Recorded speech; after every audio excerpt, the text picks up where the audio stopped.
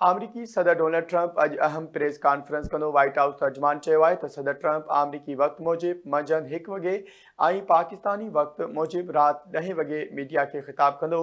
Press conference white house जे briefing room में थींदी ऐं उन में आला फ़ौजी क़यादत बि सदर सां गॾु मौजूदु हूंदी। ख़बर अवां सां हिकु प्रिव्यू शेयर करियूं। अमरीकी सदर डोनाल्ड ट्रंप अॼु अहम प्रेस कॉन्फ्रेंस कंदो। व्हाइट हाउस तर्जुमान चयो आहे त सदर ट्रंप अमरीकी वक़्त मूजिबि मंझंदि 1 वॻे ऐं पाकिस्तानी वक़्त मूजिबि राति 10 वॻे मीडिया खे ख़िताब कंदो।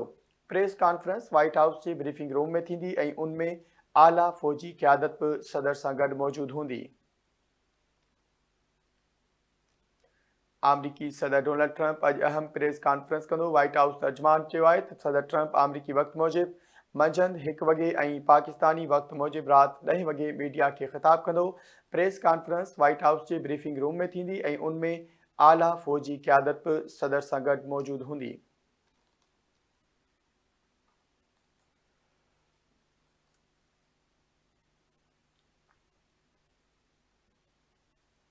प्रेस कॉन्फ्रेंस व्हाइट हाउस जे ब्रीफिंग रूम में थींदी। ख़बर अवां सां शेयर करियो नाज़रीन। अमरीकी सदर डोनाल्ड ट्रंप अॼु अहम प्रेस